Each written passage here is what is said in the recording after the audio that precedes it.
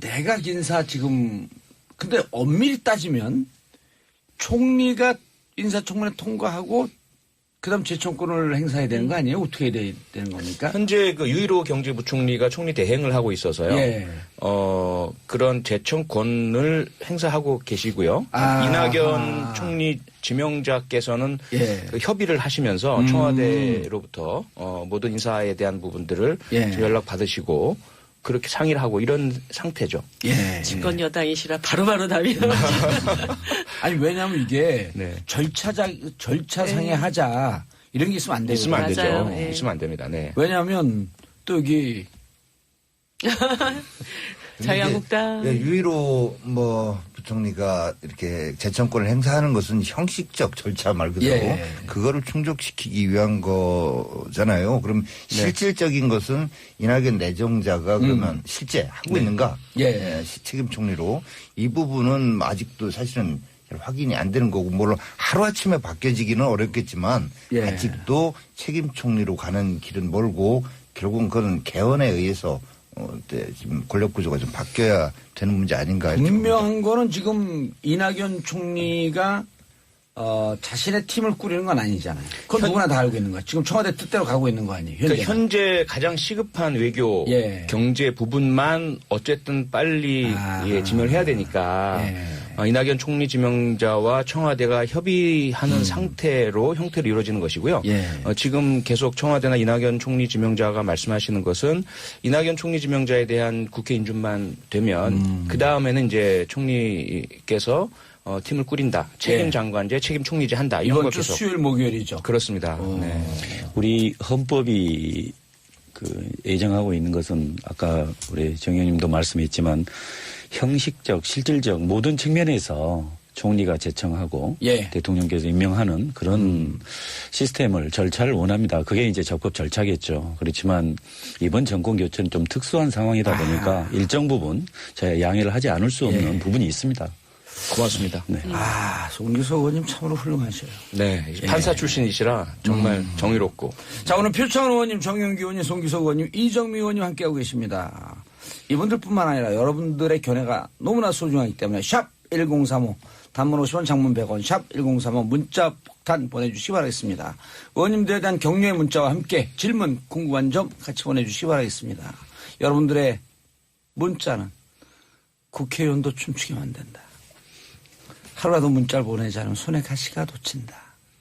하루라도 정치쇼를 듣지 않으면 귀에 가시가 돋친다. 이런 말이 없습니까? 오늘 여러 가지 심기가 저희 지금 나가도 되나요? 굉장히 힘들어하시는 것 같습니다. 좀 덥죠, 실내가? 우리 커피 도착했습니다. 자, 경제팀 한번 좀 들여다봐야 될 텐데요. 경제팀. 김동연 신임 경제부총리 후보자.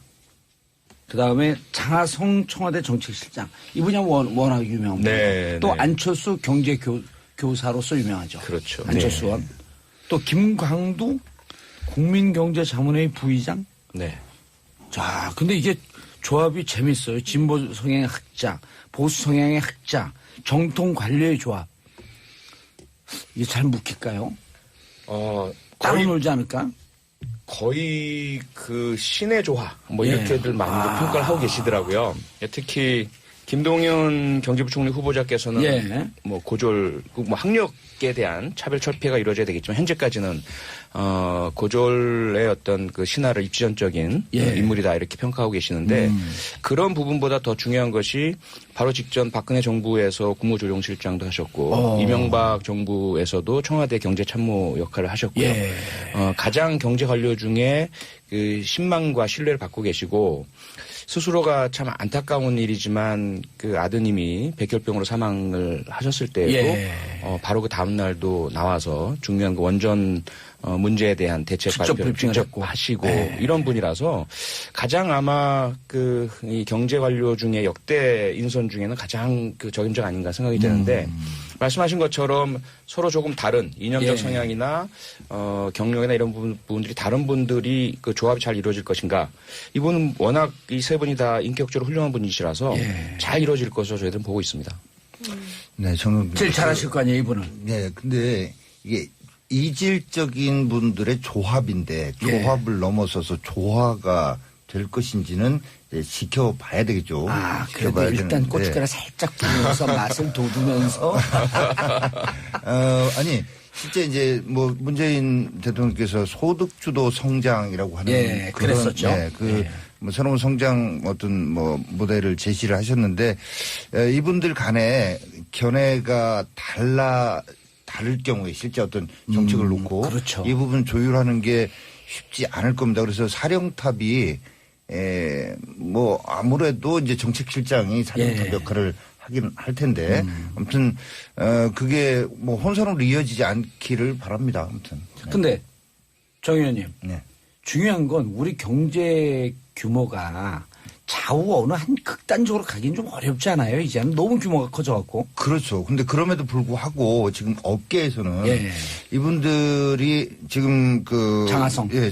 장하성 실장을 두고 이제 좀 그리고 공정위 김상조 위원장 등등 해서 업계에서는 상당히 좀 긴장하고 예.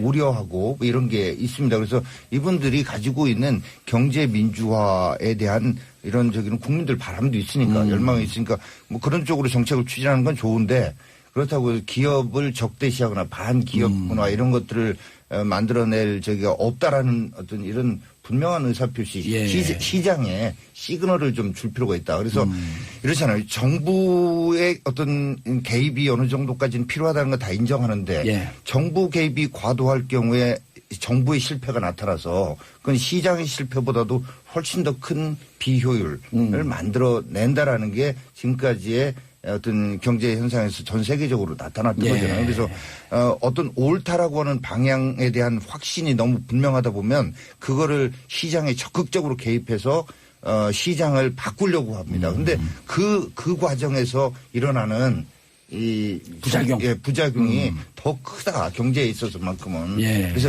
시장을 주로 하고 시장에서의 정말로 불공정하고 비민주적인 경제의 예. 비민주적인 요소를 바꾸는 이런 선에서 경제정책은 해나가는 것이 맞을 거라고 보고 뭐 아무튼 장 실장께서도 그런 우려를 잘 알고 계시는 것 같아요. 그러니까 네. 좀 그런 부분 좀 더 귀를 열고 정책을 추진해 주셨으면 합니다. 이 의원님 그런데 1월 중순에 이재용 회장 1차 구속영장 청구됐을 때 네. 파이낸셜 타임스가 이제 대한민국 재벌이 성장의 기회를 잡은 것 같다. 네. 투명성 강화가 이루어질 것 같다. 네. 그리고 근데 이제 기각이 됐어요. 그리고 2월 17일로 저는 기억을 하고 있는데 영장이 청구가 돼서 구속되고 삼성의 주식이 며칠 동안 또 계속 상종가를 친단 말이에요. 이런 현상을 어떻게 설명을 해야 돼요?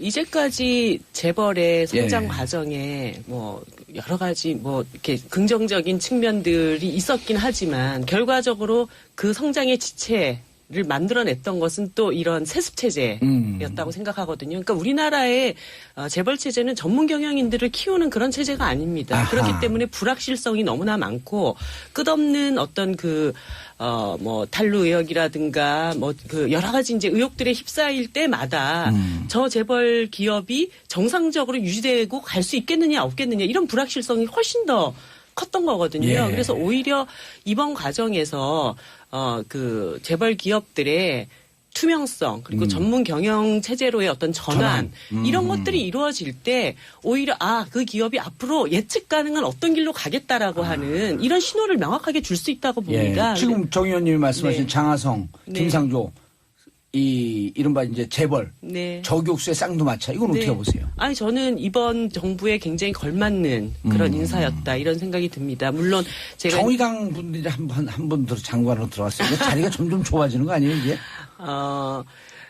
지금 저희들 입장에서는 어쨌든 이 정부의 성공을 바라는 그런 원내 정당으로서의 역할 이런 것들을 정확하게 해나가는 것이 매우 중요하다고 생각을 하고 있고요.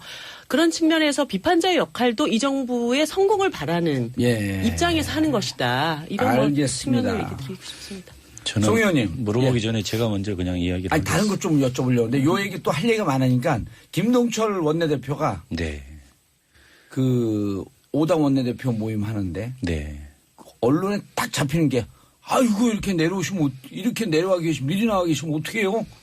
이러고 대통령한테 여쭙더라고요. 미리 나와 있으니까 원내대표회동 어떻게 보셨어요? 내용 떠나갖고 정말 우리 문재인 대통령 그러니까 문재인 정부 출범한 지 9일 만이죠. 9일 만에 이렇게 5당 원내대표들과 소통 그다음에 그래서 많은 대화를 나누는 그런 자리를 가졌는데요.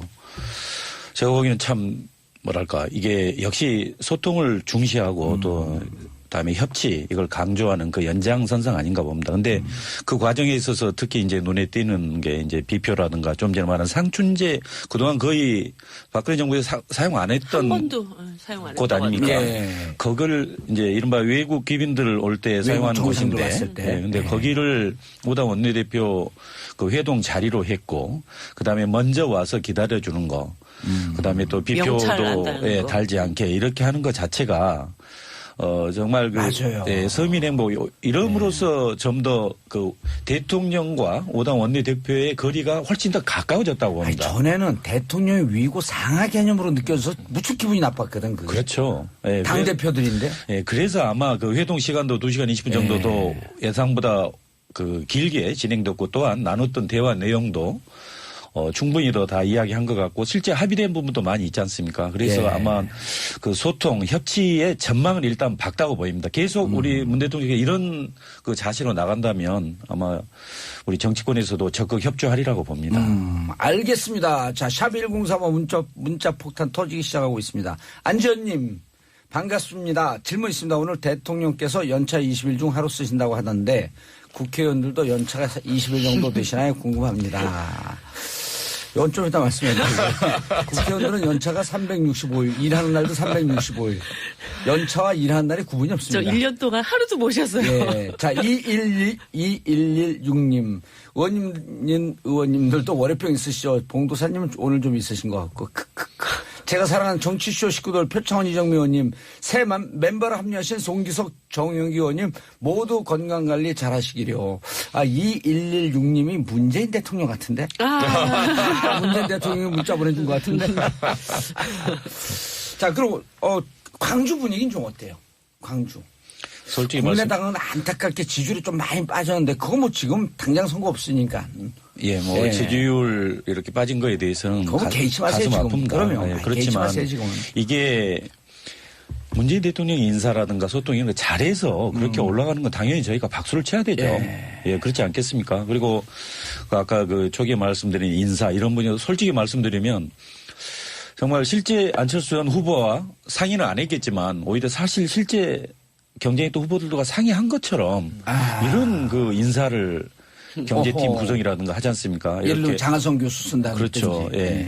특히 이제 장하성 교수가 강조했던 게 지금 우리 나라가 경제가 계속 성장했음에도 불구하고 우리 국민들이 가져가는 소득은 같이 그 비율에 따라서 증가되지 않고 있거든요. 결국 이것은 뭔가 문제가 있다는 거 아니겠습니까? 그래서 그런 것들을 다시 그걸 쭉 10년 이상 통계로 의해서 증명을 한 분 아닙니까? 그래서 아마 그 아까 소득 주도 성장 이런 부분도 이야기했지만 뭐 이 재벌개혁, 경제민주화 이런 부분에 있어서는 정책적으로 상당한 역할을 해줄 걸로 믿습니다. 김동연 대표적인 흑수저. 이명박 정부, 박근혜 정부에서 적극적으로 활동하셨던 김동연 이번 경제부총리로 인선한 저희가 뭐라고 생각하세요? 의도가. 이제 뭐 이정도 총무비서관, 그다음에 지금 경제부총리, 그다음에 윤석열 서울지검장 이런 인사를 보면서 이제 국민들이 좀 환호하고 박수를 보내잖아요. 그렇죠. 그래서 이제 대통령께서 이것뿐만 아니라 대통령 스스로 아까도 말씀하셨지만은 5당 원내대표 회동 때도 그렇고 여러 가지 이제 소통을 하는 대통령으로 보이시기 위해서 굉장히 그걸 의식하는 것 같아요. 소통이라는 코드를. 그리고 인사와 관련해서도 그 이분들 자체도 훌륭하겠지만 이걸 국민들이 어떻게 볼까? 아하. 그런 것까지 고면하면서. 아니 원래 문재인 대통령이 원래 본 모습 아닙니까 그게?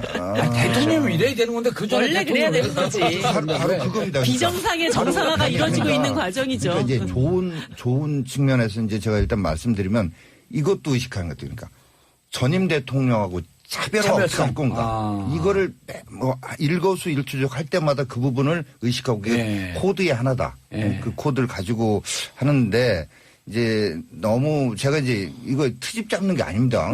일부 분들은 이제 막 댓글 저기 할 때 저거 트집 잡는 것처럼 얘기하는데 야당의 역할이 있는 거거든요. 잘 하더라도 이런 점도 유의하라 이런 거를 계속 지적해 드리는 게 야당의 역할 아니겠습니까? 참고로 여기 나와서 댓글 보지 마세요. 제가 아까 말씀드렸는데. 그게 너무 그 국민들 의식하는 게 좀 지나치시 항상 과유불급 아니겠습니까? 그리고 또 초기에 너무 또 욕속부달이라는 말도 있는데 그런 면에서 조금 유의하셨으면 하고 뭐 전체적으로 이런 겁니다. 앞으로 검증은 충분히 저희가 해나갈 겁니다. 욕속부달은 무슨 뜻이에요? 그거 저도 모르고 청취자분들은 잘 몰라요. 혼자는 멋진 용어 쓰고 뭐. 거만한 웃음을 지지. 아니 아무튼 그 의욕이 너무 앞서고 빨리 모든 걸 이루려고 하다 보면 오히려 목표한 데 도달하지 못할 수 있다라는 말 아니겠습니까? 근데 어찌 됐건 전체적으로 잘 하고 계시다. 다만 야당으로서 청문회 과정에서는 특히 문 대통령께서 스스로 제시하신 고위공직자 인사 배제 5가지 원칙 이거를 제대로 지켜나가야 된다는 차원에서 저희가 아주 철저히 검증을 할 겁니다만은 지금 언급을 경제부총리 말씀하셨으니까 경제부총리나 송무비서관이나 서울지검장 이런 부분은 아무튼 국민들로부터 박수받고 환호받을 1월 인사하셨다. 쿨하게 인정합니다. 분위기 좋다. 총무비서관은 정말 충격이에요. 왜냐하면 노무현 대통령 때도 최도술 친구분을 임명을 했었거든요. 그러니까 이건 총무는 어쨌든 뭐 청와대 안살림인데 요거는 뭐 좀 코드가 맞는 사람들로 하겠다. 노무현, 이명박, 박근혜 이 관을 완전히 깨버린 거 아니에요. 이정미 의원님. 네. 강경화 외교부 장관 후보자. 그다음에 발표하면서 결함까지 같이 발표해버렸어요. 위장 전입이 있었다. 아들 이중 국적. 딸인가요? 여성 정치 입장에서는 여성 정치 입장에서는 이제 딜레마 이렇게 좀 이렇게 놓여 있다 이런 느낌이 들었는데 첫 번째는 어쨌든 외교부 장관 건국 이래 첫 번째로 여성이 임명됐다는 점에서 외무고시 출신도 아니고 굉장히 환호할 만한 일이고 사실 여성 인사가 발표될 때마다 이게 가슴이 벌렁벌렁하는 그런 마음들이 있어요. 근데 인재도 많이 보니까 그 회의할 때 보니까 뭐 다른 그 외국의 이런 대사 이런 사람들 완전 제압하더라고요. 대단하죠. 그리고 문재인 대통령께서 본인이 하신 말씀에 대해서 그걸 지키는 것에 대한 강박관념이 있다까지 말씀하셨기 때문에 여성 30% 할당이 앞으로 어떻게 채워질 것인가가 굉장히 제가 궁금한 부분인데. 알겠습니다. 궁금한 거는 광고 듣고 2부에서 계속 가도록 하겠습니다. 채널 고정.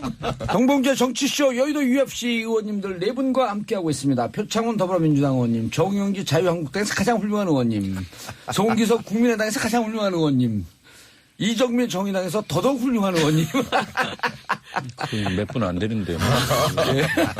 그러니까. 은근히 그 와중에 또 고춧가루 살짝 뿌리시고. 자, 아까 여성 30%.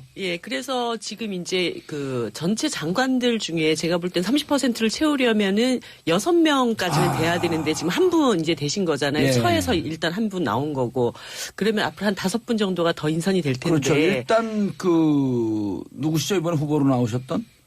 심상정 장관님 탄생하지 않을까요? 아무튼 자꾸 그쪽으로 이끌고 가지 마시고. 그럴 때 이제 앞으로 어떤 여성 정치인들이 더 발탁될 것인가 굉장히 기대가 되고요. 근데 다만 아까 말씀하셨던 것처럼 대통령 후보 시절에 이제 인사 원칙 5가지 인사 원칙이 있었는데 그 중에서 이제 한 가지 문제에 대해서 하자가 이제 발생을 한 겁니다. 그래서 이 강경화 장관 내정자에 대한 어떤 능력의 측면에서나 이번 인사에서 여성을 대폭 획기적으로 기용했다는 측면에서 저는 굉장히 높은 점수를 주고 싶은데 예. 이제 요 대목에 대해서는 위장 전입. 예, 이 문제에 대해서는 인사청문 과정에서 본인의 어떤 충분한 소명이 좀 필요한 예. 그런 과정이다 이렇게 보고 있습니다. 그리고 셀프 검증한 거. 네, 그거는 미리 고백한 굉장히 건. 예, 그 문제에 대해서도 그러니까 이 문제를 풀어가는 과정에서 그런 태도를 취한 것에 대해서도 일정하게 점수를 드려야 된다. 알겠습니다. 자, 의원님들 네 분 샵 1035 문자 격려 질문 보내주시기 바랍니다. 단문 50원 장문 100원 9003님 천안 4만역에 600번 노선 운행하는 양기철입니다. 일요일에 정치주안에서 봉도사님 기다리는 시간이 너무 힘드네요. 자, 월요일 날 두 번 들으세요. 1614님 반갑습니다. 근무 시간이나 본방사수 뭐 되고 주로 팟캐스트로 다시 듣고 있습니다. 오늘은 간만에 생방으로 듣고 있어요. 요즘 같으면 살만 납니다. 자, 그 다음에 인사검증 인사청문회 과정에서 이명무님 우리 단골 문자리예요. 단골 문자쟁이. 인사청문회 과정에서 매번 재산 문제, 자식 문제 지겹게 나오는데 이런 건 미리 좀 검증 과정 거치고 나서 정책 방향이나 능력 검증이 이루어지는 청문회 보고 싶습니다. 송기석 의원님 어떻게 생각하세요? 이명무님 질문. 아마 이명무님의 그 뜻은 예. 저렇게 재산이나 자식 문제 이렇게 문제되는 분은 아예 걸러내고 네. 아하. 정말 청문회장에서는 정책적 능력 앞으로 어떻게 정책을 정말 펼쳐낼 수 있는가 정말 책임 장관 할 수 있는가 뭐 예. 이런 것들이 좀 검증되게 해달라는 요구 아니겠습니까? 그러니까 사실 문재인 대통령께서 그 5대 원칙 그 원칙으로 당연히 지켰어야 되죠. 예. 근데 이제 못 지킨 뭐 특별한 사정이 있다라고 설명하는 건데 그래서 좀 아쉬운 점입니다. 사실은 예. 그 부분도 대통령께서 직접 좀 설명하고 국민들한테 양해를 구했어야 되는 부분 아닌가. 물론 인사수석께서 나중에 다시 이야기를 했지만 저는 개인적으로 좀 아쉽게 생각합니다. 예, 그 부분에 문제 제기를 하실 거예요, 안 하실 거예요? 강경화 장관. 일단 문제점 이제 문제가 되는 예, 거죠. 문제가 제적으로. 되는 거죠. 예, 그 자체는 미리 밝혔다고 또 안 짚고 넘어갈 수는 없잖아. 근데 그렇죠. 후보자 네. 스스로가 인사청문 과정에서 그 문제에 대한 충분한 해명을 하겠다라는 의지로 저는 읽혔거든요. 이번에 이거 정당에서 추천하셨나요? 아무튼 뭐 그러기를 원한다는 것이죠. 정의당 입장에서는. 여성 장관 할당 30% 6명 네. 정도 꼭 했으면 좋겠다. 그거는 대통령의 의지, 아까 말씀드렸듯이 예. 강박관념이라고 얘기하셨기 때문에 저는 그거를 믿습니다. 네. 근데 이렇습니다. 인사청문 과정에서 새로운 사실이 드러날 수도 있지만 그 공직 후보자의 자세도 굉장히 중요합니다. 지금 이제 강 장관 그렇죠. 후보자도 그렇지만 이낙연 총리 저희도 처음에는 뭐 무난하게 이렇게 예. 생각을 했었어요. 근데 지금 세 가지나 나타나잖아요. 5대 재척 사유 중에. 재척 사유 중에 뭐가 예. 나왔나요?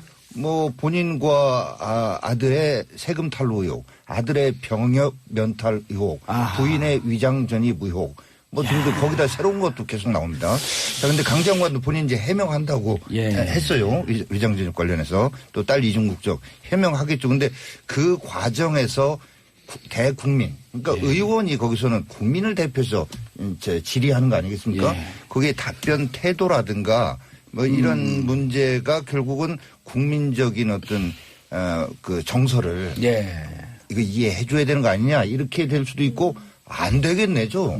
이렇게 될 수도 그렇죠. 있는 거 아니겠습니까? 상황이 생각보다 심각할 수가 있겠죠. 예. 내용과 더불어서 자세 이런 것도 있다. 그다음에 전부 기회 왔으니까 한 가지만 전체적으로 인사에 많이 있어서 하세요. 오늘 하루 인사에 있어서 저는 이번에 이제 또 큰일 치러야 되니까. 여러 가지 면에서 국민들한테 이렇게 신선하게 다가오는 뭐 이런 거 있었는데 한 가지 저는 다른 분들은 크게 많이 지적 안 하는지 몰라도 저는 보면서 홍석현 특보 예. 보면서 이제 저는 호남 사람은 아닙니다만 호남 쪽 표현하면 좀 거시기하다. 네? 이거는 좀 이거 뭔지 다 이렇게 왜 이러는지 좀 보이고 전혀 좀 뭐 별로 아무튼 좋아 보이지 않는. 그래서 뭐 외교안보 분야의 특보로 이렇게 제기를 했는데 아무튼 저는 상당히 좀 문재인 대통령 인사에서 조금 이렇게 신선함을 사라지게 하는 그런 거 아닌가. 알겠습니다. 그런데 국민들이 국민 네. 감정법을 건드는 게 국적의 문제, 네네. 병역의 문제. 위장전이면 조금 그레이드가 떨어져도 네. 병역과 국적은 못 벗어나거든요. 근데 이제 강경화 장관 그 자제분이 국적에 걸려 있고, 네. 그다음 이낙연 병역에 걸려 있고, 네. 이거 어떻게 통과하시겠어요? 우선은 정말 그 강경화 장관은 너무 매력적인 분이잖아요. 예. 훌륭하시고 특히 그렇긴 하더라고요. 정말요. 특히 그 전 뭐 윤병셋 외교 장관이 한일 간의 문제, 한중 간의 문제, 특히 사드를 둘러싼 한미 간의 문제 모두 다 거의 그 무너뜨린 이런 그 문제를 안고 있었고, 이에 대비해서 유엔에서 그야말로 뭐 모든 거의 회원국들로부터 찬사를 받는 분이다 보니까 그런데 문제는 그 따님의 이중 국적 문제가 걸려 있는 거죠. 또 그 위장 전집은 그와 연관되어서 한국의 이화 여고에 이제 입학하는 과정에서 일어난 문제고, 그래서 그 마음이 너무 읽히잖아요. 대통령께서 국민 앞에 내어놓으시고 이분을 너무 지금 대한민국을 위해서 외교 복원을 위해서 꼭 기용을 하고 싶은데 이런 문제가 걸려 있습니다. 하고 내어놓으셨기 때문에 뭐 야당에 좀 엎드려 부탁을 드려야죠. 잘 좀 봐주십시오 하고. 알겠습니다. 자, 야당 원내대표 아까 잠깐 짚고 넘어갔는데 결국 여기서 가장 큰 화두는 개헌 아니에요? 네, 그렇습니다. 송 의원님. 예. 개헌의 입장. 개헌 문제는 사실 이건 정말 중요한 문제입니다. 공약 아니에요, 공약. 그렇죠. 그렇기도 하고 지난 우리가 국정농단 이런 사태 보면서 우리 국민들이 연인원 1,700만이 광화문으로 이렇게 나왔던 이유는 결국 이게 나라냐 뭔가 근본적으로 바꿔야 된다는 거 아니겠습니까? 그래서 결국 국가 대개혁의 가장 중요한 완성 결국 개헌 아니겠습니까? 그런 것들을 제도로 그리고 헌법으로 나아가서 이제 법률로 잘 담아내야 되는 거 아니겠습니까? 그래서 대선 과정에서 대부분의 후보들이 내년 지방자치단체 선거 때까지 이렇게 하겠다고 이야기했으니까요. 개헌 부분은 이제 대통령께서도 저렇게 이제 적극적 의사를 가지고 있고 실제 이번 그 원래 대선 우리 과정에서도 1월 5일 개헌특위 처음에 연 이후로 가능하면 최대한 좀 우리 국회 내 개헌특위 내에서 단일화를 마련해 보자 그런 그 목적으로 많은 노력들을 했습니다. 6월이 개헌특위가 시한이 만료되면서요. 그렇죠. 이제 다시 연장을 해야 될 거 아니에요. 네, 그러면? 다시 또 연장을 해야 되고 또 중요한 것은 지금 물론 이제 발의가 이제 대통령께서도 이제 정부 측에서 할 수 있습니다. 정부에도 TF팀을 만들겠다고 했는데 가능하면 국회 개헌특위로 그 안들이 넘어와서 개헌특위 내에서 거기에서 개헌안이 마련되면 거기에 실질적인 논쟁, 다툼 이런 것도 좀 종결되는 형태로 그렇게 됐으면 좋겠습니다. 그러면 개헌특위 안이 마련되면 이제 대통령께서는 꼭 한다. 다만 이게 완전 전체 다 합의가 이루어지지 않았을 경우 합의된 부분이라도 반드시 한다는 거 아니겠습니까? 이런 걸 한번 제안하면 어떠세요? 여야정 협의체를 만들어요. 개헌특위. 그러니까 지금은 국회 내에서만 있지만 대통령도 하겠다 그러니까 국민의당 발로 여야정 합의체를 하자. 근데 지금 어쨌든 대통령께서 그 지난주에 5당 원내대표 오찬하면서 그 자체가 여야정이 만나는 자리가 된 것이죠. 저는 그리고 이제 아쉬운 게 그거를 한 이례적으로 그치는 것이 아니라 앞으로도 이제 수시로 이렇게 자리를 계속 갖자고 말씀을 하셔서 뭐 이제 기구 문제는 좀 다른 것이지만 이미 그 논의는 시작이 된 것이다. 저는 좀 그렇게. 시작은 됐는데 이런 거죠. 대표들은 총론을 얘기하는데 그 자리에서 이제 노회찬 의원이 제안했나요? 공통 공약 먼저 하자. 그럴 때 받아들였단 말이에요. 그럼 그 자리에서 한 발 더 나가서 만들어야죠. 공통 공약 이행 추진단이라든지 해갖고 각 당 의원들 두 분씩 보내서 10인위원회를 만들자. 그러니까 거기서 만드는 것 같고. 맞습니다. 아마 우리 실제로 그 당시 임종석 비서실장이 사회수석한테 확인해서 실무 준비를 하게 지금 하고 있습니다. 그럼 각 당 의원들이 참여를 해야 돼요 거기에. 그래서 그 부분은 그렇게 뭐 해나갈 수 있겠고 해나갈 필요 있다고 생각되는데 다만 개헌과 관련해서는요. 18대, 19대 해가지고 거의 8년, 이제 9년째 뭐 나올 얘기들은 사실은 다 나왔습니다. 이미 다 정리돼 있고 일단 선택의 문제인 거거든요. 근데 대통령께서 이제 뭐 정부 내 개헌특위를 별도로 만들겠다라고 하셔서 이제 저희 당의 정우택 대표가 국회 중심으로 좀 했으면 좋겠다 하니까 그런 것도 생각해 볼 수는 있다. 뭐 그런데 국회가 국민적 여망을 다 담아낼 수 있다고 꼭 할 수는 없지 않느냐. 이런 취지의 말씀을 하셨어요. 그러니까 눈에 보이지 않는 이 불이 좀 튀겼네. 그러니까 그게 결국 뭐냐면 대통령께서 4년 중임제 대통령 중심제를 얘기하잖아요. 근데 야권은 지금 거의 모든 정당이 또 여당조차도 의원들께서는 분권형 대통령제. 분권형 대통령제. 뭐 아니면 의원 집정제 혹은 의원 내각제. 예. 근데 의원 내각제를 저희는 아닙니다. 저희는 당론으로 일단 4년 중임제고요. 어허, 일부 의원들께서 그런 의사를 표시하는 그러니까 경우가 있죠. 제가 이제 개헌특위 저도 위원인데 개헌특위 안에서의 분위기를 보면 거의 모든 의원들이 이제 분권이 필요하다라고 합니다. 그런데 대통령께서는 이제 그 부분보다는 4년 중임제 대통령제 이거에 더 방점을 조금 더 두는 거 아닌가 싶어요. 그런데 저희 정치권에서 볼 때는 그렇게 되면 제왕적 대통령제 폐해를 3년 연장하는 것밖에는 안 된다라고 생각하는 의원들이 많이 그 있습니다. 자유한국당은 분권형 대통령제라고 하는 큰 얼개를 좀 갔으면 좋겠다. 예. 근데 왜 분권형이냐? 저희는 이런 겁니다. 대한민국 민주공화국이다. 정말 민주공화국으로 가기 위해서 권력이 좀 나눠져야 된다. 대통령한테 모인 권력 나눠야 되고요. 그다음에 이 임명직 관료들이 너무나 많은 가치 배분에 영향을 미칩니다. 대표적으로 검찰, 공정위, 그다음에 기재부 관료, 또 중앙과 지방으로 볼 땐 중앙에서 행자부에서 모든 지자체에 아무튼 어떤 갑을 넘어서서 엄청난 어떤 이 돈과 저기로 감사권 이런 걸로 지방자치단체를 다 이렇게 통제하는 아직도 이런 수준이거든요.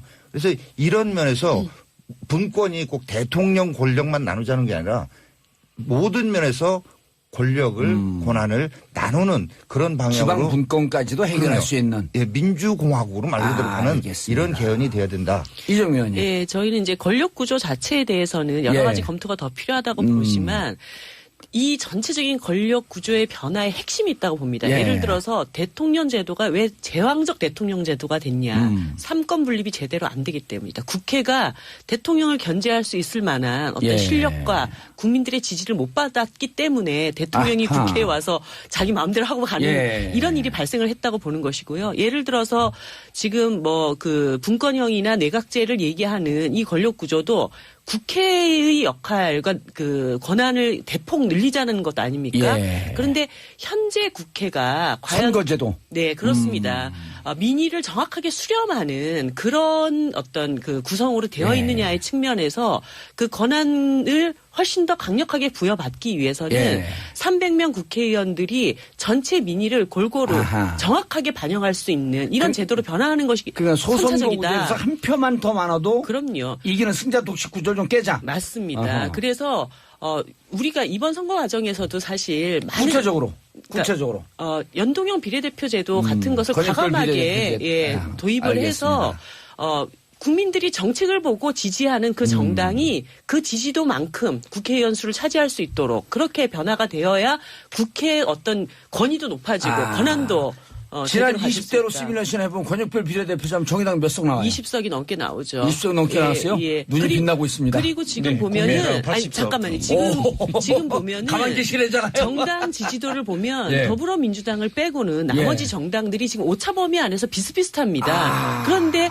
의원들이 가지고 있는 표의 가치가 엄청나게 달라요. 그러니까 이런 상태로는 국회가 전체 국민들을 대변하는 그런 신뢰도를 높이기가 좀 어렵다. 저는 일단 송기석 의원님한테 넘어가기 전에 간단하게 권역별 비례대표 찬성하세요 안 하세요?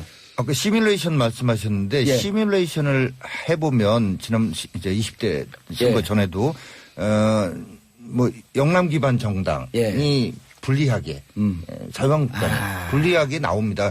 기존의 의석에서 적어도 7석 정도가 이렇게 빠지는 걸로 나오니까 한쪽에서 일방적으로 양보를 해야 되는 현실적으로는 그런 게 있잖아요. 그리고 또 한 가지는 그런 점, 원칙적으로 맞는 말씀이에요. 이정도 말씀하신 게. 다만 일본 같은 경우도 일본이 꼭 바람직한 건 아니지만 소선거구제 이렇게 하는 게 전국의 안정이라고 하는 또 다른 요소도 있습니다. 물론 다당제로 가는 부분이 더 어떤 대민주주의에 충실한 거는 있다. 자유한국당은 여전히 양당제로 가야 된다? 아니, 자유한국당은 여전히 소선거구제를 선호하고 있다. 아니요. 근데 테이블에 놓고 논의하자. 오케이, 알겠습니다. 송기석 의원님.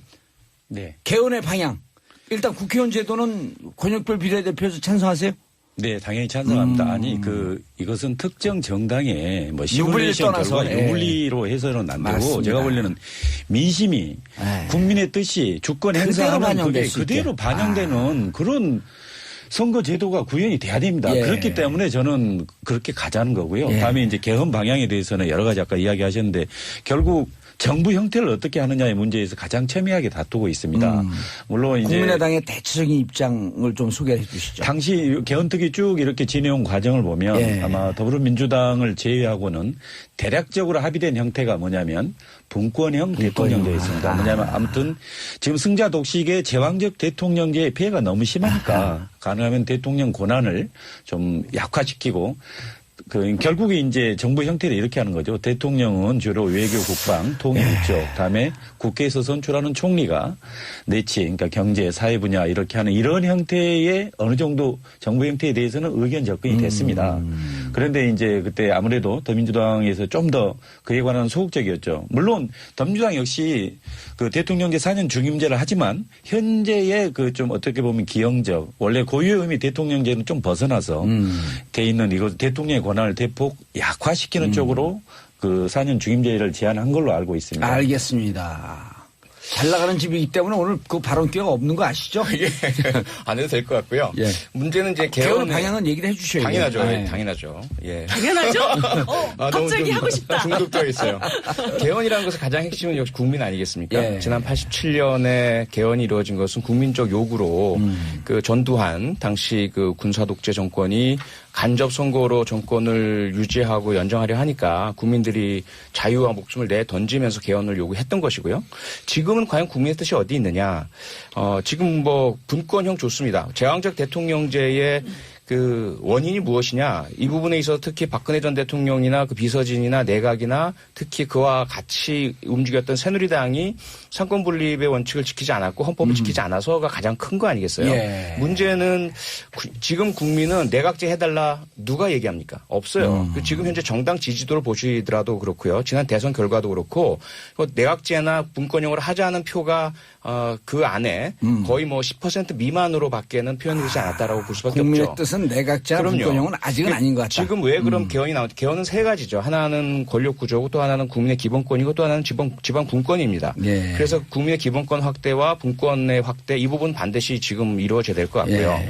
권력 구조 부분은 국회가 현재 구성되어 있는 분들이 그런 행정권을 나눠 갖는다는 것을 전제로 선출되신 분들이 아니잖아요. 그리고 정당들도 정당 민주주의가 제대로 정착이 안 되어 있습니다. 예. 국회가 국민의 신뢰를 제대로 받지 못해서 지난 정권에서도 늘 뭐 야당에 대해서 발목 잡는다, 국회가 제 기능 하느냐 이랬던 분들이 다시 국회가 행정권을 가지자 이건 아니라고 보고요. 그래서 현재 개헌 논의는 우선은 레임덕을 막고 중간 평가 형태의 4년 중임제를 도입하면서 대통령에 대해서 국회가 예산이든 감사든 이 부분의 권한을 좀 확대해서 감시 기능을 좀 더 강화시키고 이렇게 가는 게 국민의 뜻이지 국회에서 정당들이 행정권의 권한을 나눠가는 형태 이건 국민의 뜻이 아니라고 봅니다. 알겠습니다. 국민의 뜻이 더민주당이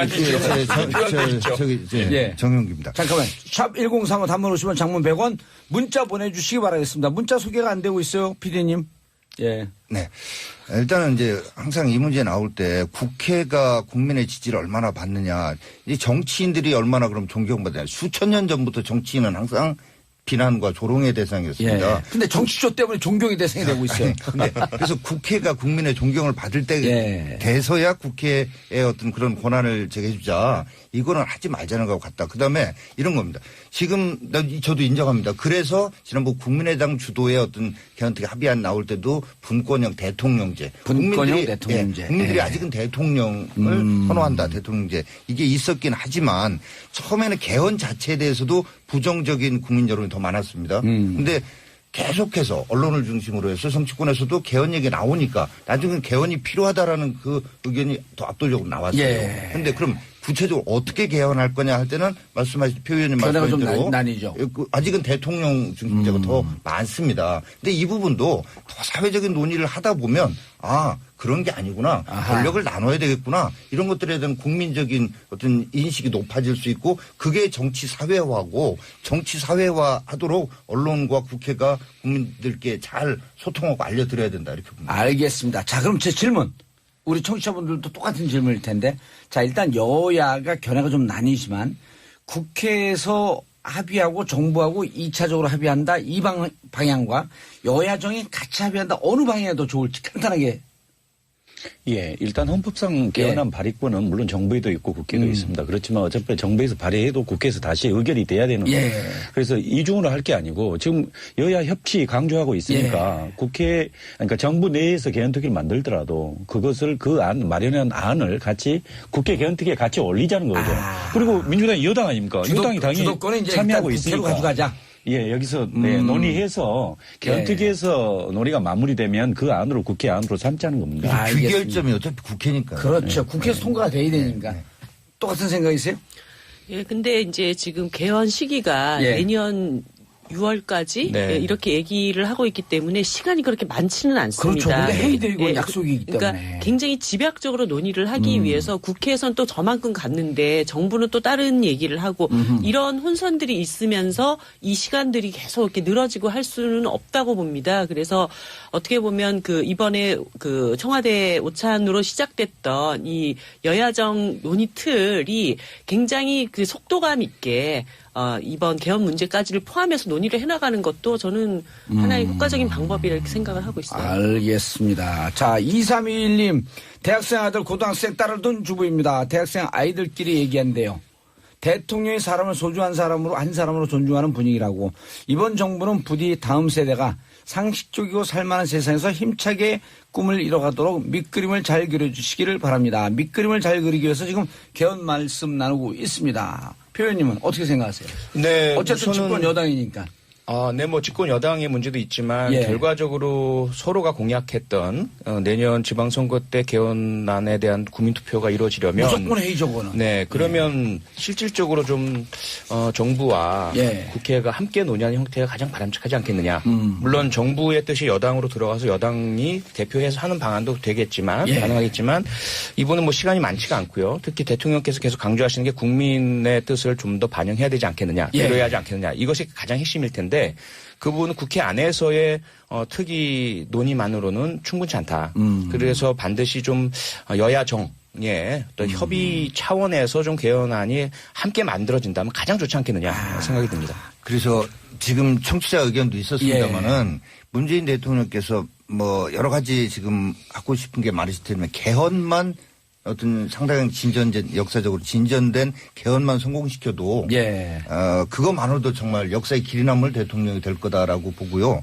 근데 이 과정에서 우리 국민들께서 좀 생각해 주셔야 될 게 백마 타고 온 초인이 있어가지고 개혁하고 이런 거 아니다. 시스템에 의해서 개혁하도록 하는 이거에 대한 인식이 필요합니다. 알겠습니다. 자, 여의도 UFC 표창원 민주당 의원님, 정용기 자유한국당 의원님, 송기석 국민의당 의원님, 이정미 정의당 의원님, 우리 커피 도착했습니다.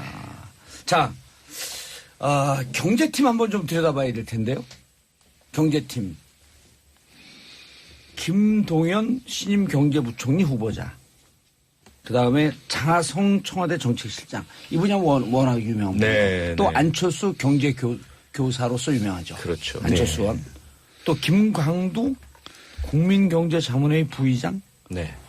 자, 근데 이게 조합이 재밌어요. 진보 성향의 학자, 보수 성향의 학자, 정통 관료의 조합. 이게 잘 묶일까요? 따로 놀지 않을까? 거의 그 신의 조화 뭐 이렇게들 많이들 평가를 하고 계시더라고요. 특히 김동연 경제부총리 후보자께서는 뭐 고졸, 뭐 학력에 대한 차별 철폐가 이루어져야 되겠지만 현재까지는 고졸의 어떤 그 신화를 입지전적인 인물이다 이렇게 평가하고 계시는데 그런 부분보다 더 중요한 것이 바로 직전 박근혜 정부에서 국무조정실장도 하셨고 이명박 정부에서도 청와대 경제참모 역할을 하셨고요. 가장 경제 관료 중에 그 신망과 신뢰를 받고 계시고 스스로가 참 안타까운 일이지만 그 아드님이 백혈병으로 사망을 하셨을 때에도 바로 그 다음 날도 나와서 중요한 그 원전 문제에 대한 대책 발표를 직접 하시고 이런 분이라서 가장 아마 그 이 경제 관료 중에 역대 인선 중에는 가장 그 적임자가 아닌가 생각이 되는데 말씀하신 것처럼 서로 조금 다른 이념적 성향이나 경력이나 이런 부분들이 다른 분들이 그 조합이 잘 이루어질 것인가. 이분은 워낙 이 세 분이 다 인격적으로 훌륭한 분이시라서 잘 이루어질 것으로 저희들은 보고 있습니다. 네, 저는 제일 잘하실 거 아니에요, 이분은. 네, 근데 이게 이질적인 분들의 조합인데 조합을 넘어서서 조화가 될 것인지는 이제 지켜봐야 되겠죠. 그래도 지켜봐야 일단 되는데. 고춧가루 살짝 뿌려서 맛을 돋우면서. 아니, 실제 이제 뭐 문재인 대통령께서 소득주도 성장이라고 하는 예, 그랬었죠. 뭐 새로운 성장 어떤 뭐 모델을 제시를 하셨는데 이분들 간에 견해가 다를 경우에 실제 어떤 정책을 놓고 그렇죠. 이 부분 조율하는 게 쉽지 않을 겁니다. 그래서 사령탑이 뭐 아무래도 이제 정책실장이 사령탑 역할을 하긴 할 텐데 아무튼 그게 뭐 혼선으로 이어지지 않기를 바랍니다. 아무튼. 근데 정 의원님 네. 중요한 건 우리 경제 규모가 좌우 어느 한 극단적으로 가긴 좀 어렵지 않아요? 이제는 너무 규모가 커져갖고. 그렇죠. 근데 그럼에도 불구하고 지금 업계에서는 이분들이 지금 장하성 실장을 두고 이제 좀 그리고 공정위 김상조 위원장 등등 해서 업계에서는 상당히 좀 긴장하고 우려하고 뭐 이런 게 있습니다. 그래서 이분들이 가지고 있는 경제 민주화에 대한 말씀드린 인사 이런 분이 솔직히 말씀드리면 정말 실제 안철수 전 후보와 상의는 안 했겠지만 오히려 사실 실제 경쟁했던 후보들과 상의한 것처럼 이런 그 인사를 경제팀 구성이라든가 하지 않습니까? 예를 들면 장하성 교수 쓴다. 그렇죠. 예. 특히 이제 장하성 교수가 강조했던 게 지금 우리 나라가 경제가 계속 성장했음에도 불구하고 우리 국민들이 가져가는 소득은 같이 그 비율에 따라서 증가되지 않고 있거든요. 결국 이것은 뭔가 문제가 있다는 거 아니겠습니까? 그래서 그런 것들을 다시 그걸 쭉 10년 이상 통계로 의해서 증명을 한 분 아닙니까? 그래서 아마 그 아까 소득 주도 성장 이런 부분도 이야기했지만 뭐 이 재벌개혁, 경제민주화 이런 부분에 있어서는 정책적으로 상당한 역할을 해줄 걸로 믿습니다. 예. 김동연 대표적인 흑수저. 이명박 정부, 박근혜 정부에서 적극적으로 활동하셨던 김동연 이번 경제부총리로 인선한 저희가 뭐라고 생각하세요? 의도가. 이제 뭐 이정도 총무비서관, 그다음에 지금 이제 경제부총리, 그다음에 윤석열 서울지검장 이런 인사를 보면서 이제 국민들이 좀 환호하고 박수를 보내잖아요. 그렇죠. 그래서 이제 대통령께서 이것뿐만 아니라 대통령 스스로 아까도 말씀하셨지만은 5당 원내대표 회동 때도 그렇고 여러 가지 이제 소통을 하는 대통령으로 보이시기 위해서 굉장히 그걸 의식하는 것 같아요. 소통이라는 코드를. 그리고 인사와 관련해서도 그 이분들 자체도 훌륭하겠지만 이걸 국민들이 어떻게 볼까. 그런 것까지 고민하면서. 아니 원래 문재인 대통령이 원래 본 모습 아닙니까 그게? 대통령이 이래야 되는 건데 그 전에 원래 그래야 되는 거지. 바로 그겁니다. 비정상의 정상화가 이루어지고 있는 과정이죠. 그러니까 이제 좋은 측면에서 이제 제가 일단 말씀드리면 이것도 의식하는 것 같아요. 그러니까 전임 대통령하고 차별화 어떻게 할 건가. 이거를 뭐 일거수일투족 할 때마다 그 부분을 의식하고 그게 코드의 하나다. 그 코드를 가지고 하는데 이제 너무 제가 이제 이거 트집 잡는 게 아닙니다. 일부 분들은 이제 막 댓글 저기 할 때 저거 트집 잡는 것처럼 얘기하는데 야당의 역할이 있는 거거든요. 잘 하더라도 이런 점도 유의하라 이런 거를 계속 지적해 드리는 게 야당의 역할 아니겠습니까? 참고로 여기 나와서 댓글 보지 마세요. 제가 아까 말씀드렸는데. 너무 그 국민들 의식하는 게 좀 지나치시 항상 과유불급 아니겠습니까? 그리고 또 초기에 너무 또 욕속부달이라는 말도 있는데 그런 면에서 조금 유의하셨으면 하고 뭐 전체적으로 이런 겁니다. 앞으로 검증은 충분히 저희가 해나갈 겁니다. 욕속부달은 무슨 뜻이에요? 그거 저도 모르고 청취자분들도 잘 몰라요. 혼자는 멋진 용어 쓰고 뭐. 거만한 웃음을 지지. 아니 아무튼 그 의욕이 너무 앞서고 빨리 모든 걸 이루려고 하다 보면 오히려 목표한 데 도달하지 못할 수 있다라는. 후보의 성공을 바라는 입장에서 하는 것이다. 이런 측면을 얘기 드리고 싶습니다. 저는 송 의원님 물어보기 전에 제가 먼저 그냥 이야기를 다른 것 좀 여쭤보려고 하는데 요 얘기 또 할 얘기가 많으니까 김동철 원내대표가 그 5당 원내대표 모임 하는데 언론에 딱 잡히는 게 아이고 이렇게 내려오시면 이렇게 내려와 계시면 미리 나와 계시면 어떻게 해요? 이러고 대통령한테 여쭙더라고요. 미리 나와 있으니까 원내대표 회동 어떻게 보셨어요? 내용 떠나갖고. 정말 우리 문재인 대통령, 그러니까 문재인 정부 출범한 지 9일 만이죠. 9일 만에 이렇게 5당 원내대표들과 소통, 그다음에 그래서 많은 대화를 나누는 그런 자리를 가졌는데요. 제가 보기에는 참 뭐랄까 이게 역시 소통을 중시하고 또 그다음에 협치 이걸 강조하는 그 연장선상 아닌가 봅니다. 근데 그 과정에 있어서 특히 이제 눈에 띄는 게 이제 비표라든가 좀 전에 말한 상춘제 그동안 거의 박근혜 정부에서 사용 안 했던 한 번도 사용 안 곳 했다고 아닙니까? 하더라고요. 그걸 이제 이른바 외국 귀빈들 올 때 사용하는 곳인데, 근데 거기를 오당 원내대표 그 회동 자리로 했고, 그 다음에 먼저 와서 기다려주는 거, 그 다음에 또 비표도 달지 않게 이렇게 하는 것 자체가 정말 그 서민행복 이름으로써 좀 더 그 대통령과 오당 원내대표의 거리가 훨씬 더 가까워졌다고 봅니다. 아니, 전에는 대통령이 위고 상하 개념으로 느껴져서 무척 기분이 나빴거든. 그게. 그렇죠.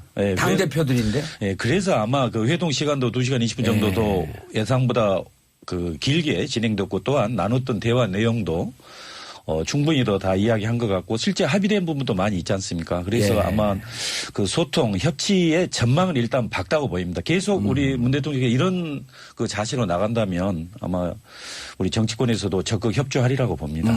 알겠습니다. 자, 샵1035 문자 폭탄 터지기 시작하고 있습니다. 안지현님.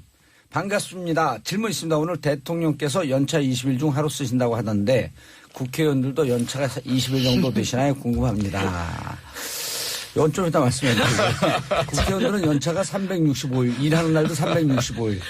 연차와 일하는 날이 구분이 없습니다. 저 1년 동안 하루도 모셨어요. 예. 자, 2116님. 의원님들도 월요병 있으시죠? 봉도사님은 오늘 좀 있으신 것 같고. 제가 사랑하는 정치쇼 식구들 표창원 이정미 의원님, 새 멤버로 합류하신 송기석 정용기 의원님 모두 건강관리 잘하시기로. 2116님이 문재인 대통령 같은데? 문재인 대통령이 문자 보내준 것 같은데? 자, 그리고 광주 분위기는 좀 어때요? 광주. 솔직히 국민의당은 안타깝게 지지율이 좀 많이 빠졌는데 그거 뭐 지금 당장 선거 없으니까. 지지율 이렇게 빠진 거에 대해서는 가슴 아픕니다. 그러면 그렇지만 이게 문재인 대통령 인사라든가 소통 이런 거 잘해서 그렇게 올라가는 건 당연히 저희가 박수를 쳐야 되죠. 그렇지 않겠습니까? 그리고 아까 그 초기에 이런 저기는 국민들 바람도 있으니까 열망이 있으니까 뭐 그런 쪽으로 정책을 추진하는 건 좋은데 그렇다고 기업을 적대시하거나 반기업 문화 이런 것들을 만들어낼 저기가 없다라는 어떤 이런 분명한 의사표시 시장에 시그널을 좀 줄 필요가 있다. 그래서 이렇잖아요. 정부의 어떤 개입이 어느 정도까지는 필요하다는 거 다 인정하는데 정부 개입이 과도할 경우에 정부의 실패가 나타나서 그건 시장의 실패보다도 훨씬 더 큰 비효율을 만들어낸다라는 게 지금까지의 어떤 경제 현상에서 전 세계적으로 나타났던 거잖아요. 그래서 어떤 옳다라고 하는 방향에 대한 확신이 너무 분명하다 보면 그거를 시장에 적극적으로 개입해서 시장을 바꾸려고 합니다. 그런데 그 과정에서 일어나는 이 부작용이 더 크다. 경제에 있어서만큼은. 그래서 시장을 주로 하고 시장에서의 정말로 불공정하고 비민주적인 경제의 비민주적인 요소를 바꾸는 이런 선에서 경제정책은 해나가는 것이 맞을 거라고 보고 뭐 아무튼 장 실장께서도 그런 우려를 잘 알고 계시는 것 같아요. 그러니까 좀 그런 부분 좀 더 귀를 열고 정책을 추진해 주셨으면 합니다. 이 의원님 그런데 1월 중순에 이재용 회장 1차 구속영장 청구됐을 때 파이낸셜 타임스가 이제 대한민국 재벌이 성장의 기회를 잡은 것 같다. 투명성 강화가 이루어질 것 같다. 그리고 근데 이제 기각이 됐어요. 그리고 2월 17일로 저는 기억을 하고 있는데 영장이 청구가 돼서 구속되고 삼성의 주식이 며칠 동안 또 계속 상종가를 친단 말이에요. 이런 현상은 어떻게 설명을 해야 돼요? 이제까지 재벌의 성장 과정에 뭐 여러 가지 뭐 이렇게 긍정적인 측면들이 있었긴 하지만 결과적으로 그 성장의 지체 를 만들어냈던 것은 또 이런 세습 체제였다고 생각하거든요. 그러니까 우리나라의 재벌 체제는 전문 경영인들을 키우는 그런 체제가 아닙니다. 아하. 그렇기 때문에 불확실성이 너무나 많고 끝없는 어떤 탄루 의혹이라든가 여러 가지 이제 의혹들에 휩싸일 때마다 저 재벌 기업이 정상적으로 유지되고 갈 수 있겠느냐 없겠느냐 이런 불확실성이 훨씬 더 컸던 거거든요. 예. 그래서 오히려 이번 과정에서 재벌 기업들의 투명성 그리고 전문 경영 체제로의 어떤 전환 이런 것들이 이루어질 때 오히려 그 기업이 앞으로 예측 가능한 어떤 길로 가겠다라고 하는 이런 신호를 명확하게 줄 수 있다고 봅니다. 예. 지금 정 의원님이 말씀하신 네. 장하성, 네. 김상조 이른바 이제 재벌 네. 저격수의 쌍두마차 이건 어떻게 네. 보세요? 아니 저는 이번 정부에 굉장히 걸맞는 그런 인사였다 이런 생각이 듭니다. 물론 제가 정의당 분들이 한번 장관으로 들어왔어요. 자리가 점점 좁아지는 거 아니에요 이게? 지금 저희들 입장에서는 어쨌든 이 정부의 성공을 바라는 그런 원내 정당으로서의 역할 이런 것들을 정확하게 해나가는 것이 매우 중요하다고 생각을 하고 있고요. 그런 측면에서 비판자의 역할도 이 정부 내각 인사 지금 근데 엄밀히 따지면 총리가 인사청문회 통과하고 그다음 제청권을 행사해야 되는 거 아니에요? 어떻게 해야 되는 겁니까? 현재 그 유일호 경제부총리가 총리 대행을 하고 있어서요. 예. 그런 제청권을 행사하고 계시고요. 이낙연 총리 지명자께서는 그 협의를 하시면서 청와대로부터 모든 인사에 대한 부분들을 연락 받으시고 그렇게 상의를 하고 이런 상태죠.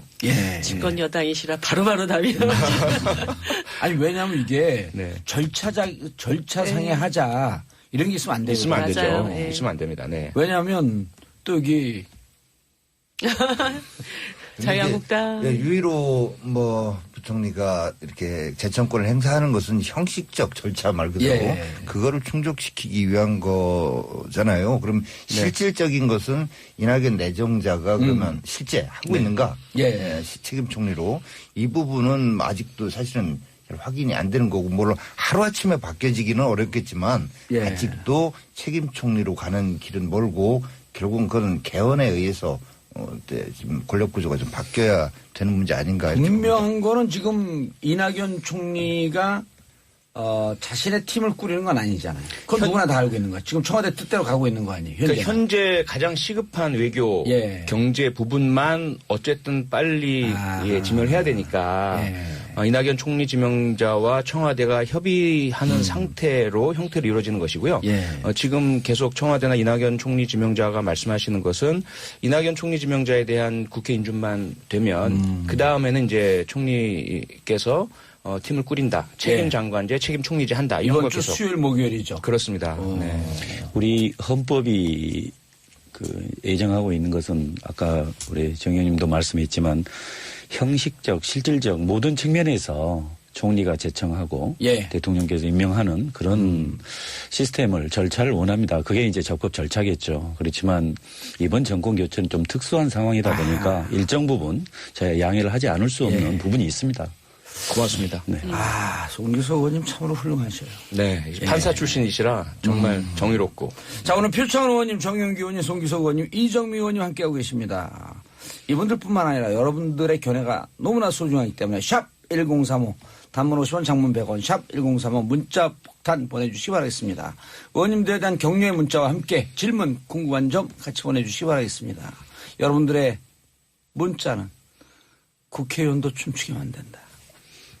하루라도 문자를 보내지 않으면 손에 가시가 돋친다. 하루라도 정치쇼를 듣지 않으면 귀에 가시가 돋친다.